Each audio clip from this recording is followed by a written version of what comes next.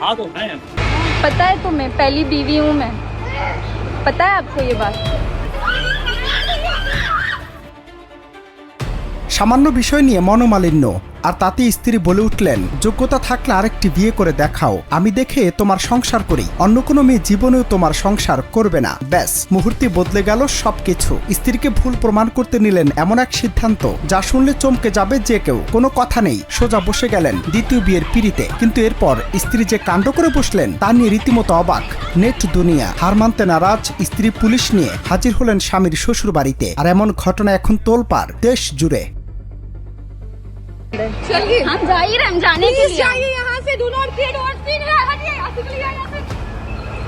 ঘটনাটি ভারতের কানপুরের ম্যারেজ লনের। শুক্রবার রাতে আলো ঝলমলে পরিবেশে ধুমধাম করে চলছিল আসিফের দ্বিতীয় বিয়ের আয়োজন। কনেকে সঙ্গে নিয়ে বিয়ের মঞ্চে নতুন জীবনের স্বপ্ন বুনছিলেন বর। অথচ 2022 সালেই উভয় পরিবারের সম্মতিতে ফেসবুকে পরিচয় হওয়া প্রেমিকা শাহানাকে বিয়ে করেছিলেন আসিফ।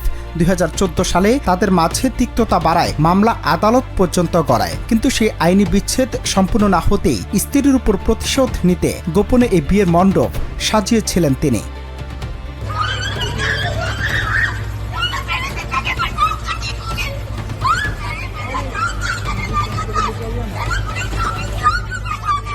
কিন্তু গল্পে আসল টুইস্ট তখনও বাকি ছিল। হার মানতে নারাজ প্রথম স্ত্রী শাহানা খোঁজ পেয়ে সোজা হাজির হন পুলিশ নিয়ে। বিয়ের জমকালো অনুষ্ঠানে হঠাৎ এমন বজ্রপাত হলো, সোজা মঞ্চে উঠে নতুন কনের সামনে গিয়ে শাহানা চেঁচিয়ে ওঠেন, তুমি কি জানো আমি কে? আমি ওর প্রথম স্ত্রী, আমাদের এখনো বিচ্ছেদ হয়নি, এই বিয়ে আমি হতে দেব না। ঠিক তখনই বেকুতিক দেখে চুপি চুপি অনুষ্ঠানের স্থল ছেড়ে পালানোর চেষ্টা করেন বর আসিফ। কিন্তু শেষ রক্ষা আর হয়নি, হাতে নাতে তাকে আটকে ফেলে পুলিশ।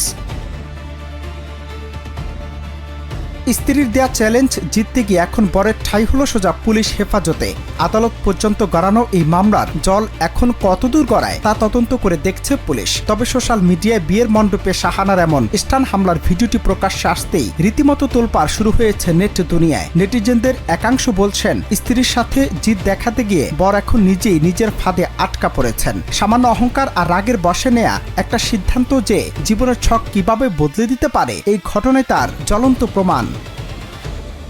অনন্ত হাসান মাসুদ, বাংলা টিভি।